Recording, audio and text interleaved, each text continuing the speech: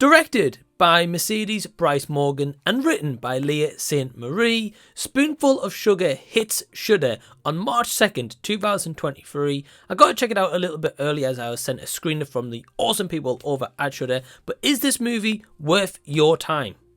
Well, let's find out.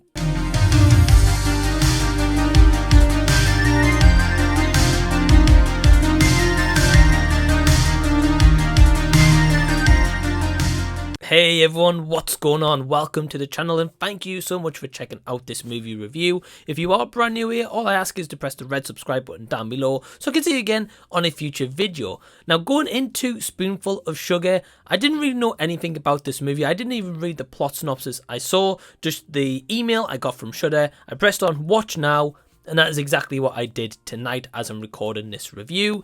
Yeah, I can honestly say after checking out this movie, it certainly had potential, but ultimately after watching it, I left very frustrated and also kind of bored, which was a little bit of a shame. Going into the cast of the movie very quickly, we've got Morgan Saylor who plays Millicent, Kat Foster as Rebecca, Myko Olivier as Jacob, Danilo Crovetti as Johnny, and Keith Powell as Dr. Welsh. So just to give you a little bit of a heads up before going into this movie, if you do decide to check it out for yourself, there is a couple of warnings and kind of trigger warnings, I'm going to say that, to just give you a heads up of to be mindful of.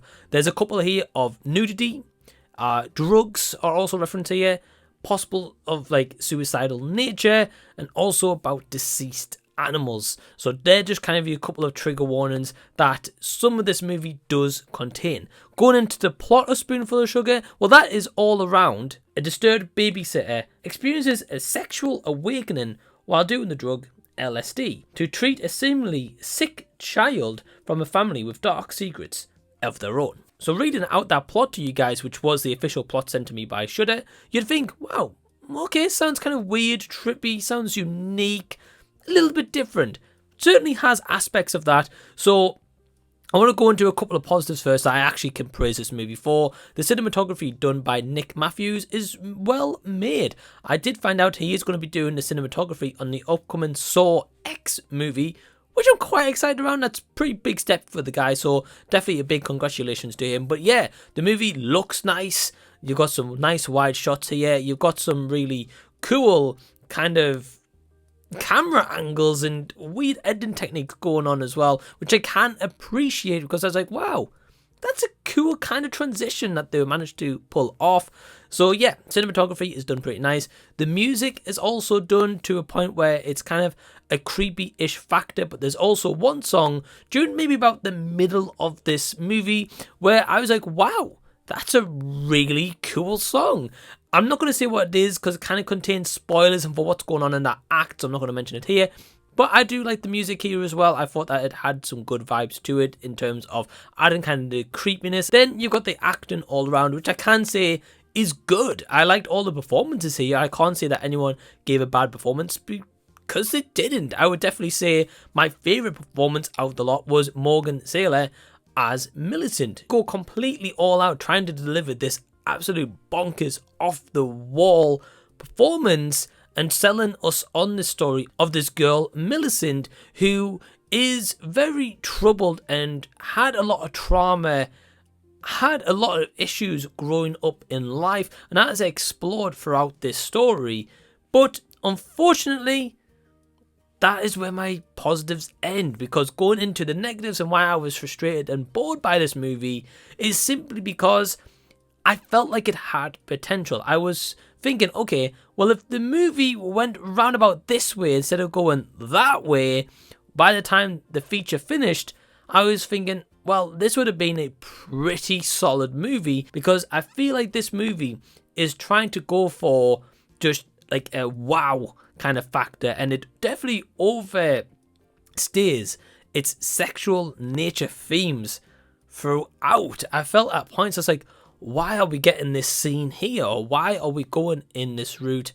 And there's just some weird, really weird decisions in script writing here where the script feels messy. It's trying to relay some kind of message and then it gets itself kind of muddled up into that messaging, And ultimately, by the time the movie keeps going on, you're finding, yeah, I'm kind of feeling checked out. And unfortunately, that's how I felt, which was, again, going into the frustrating part, because I felt like this had potential to be a really good movie. But unfortunately, it tries to go for this kind of fueled, sex-charged antics and this roundabout way of doing so, that I think it loses itself in the story it should have really told, and more of the simplicity of the story it should have delivered. And unfortunately, I think that gets messed up quite a bit, which leads to a bit of a messy movie. I didn't care about the characters, unfortunately. As I said, Morgan Saylor gives a great performance, and the likes of Kat Foster as well. She also delivers a good performance, but again, the issues is, as the movie plays out, you don't care about these characters. You aren't given enough to really root for them or get behind them or see their motives for what they're doing. You're left just wondering, not really getting attached to any of these. Do I really care at this point? No, unfortunately not. So therefore, I was bored throughout this movie, and I was kind of looking at my watch a couple of times. I was trying to maybe think, maybe I should go do this job instead because I'm losing interest here. But I stuck it out, and yeah, I didn't have a good time with this one whatsoever. So despite all the positives I can give, this movie just wasn't great at all, and certainly one that I won't be watching ever again. So unfortunately, my score for Spoonful of Sugar is a 1 out of 5 stars. So have you seen this movie? Are you going to go check it out? Leave any and all comments down below so we can continue the discussion down there. If you really enjoyed this movie, I'd love to hear from you as to why you really enjoyed this movie. But if you've enjoyed the review, give it a big thumbs up and also subscribe by pressing the red button down below so I can see you again on a future video. If you're unaware, I do have a Patreon. There is a couple of levels that you can select, starting from £2 per month, going all the way to £5 a month currently, and they include a host of bunch of different perks, some really cool early access to videos. You can even request movies for me to watch and review on Patreon exclusive or onto my YouTube channel, and you get so much more perks, including merch that is coming very, very soon. So the link to my Patreon is down below in the description box. Go check it out, and I want to give a big massive thank you to all my awesome Patreons on level 1 or 2 for supporting the channel. It really means a lot, and they all have YouTube channels, so please go show them some support. And until the next time that I see you, I'll be seeing you later.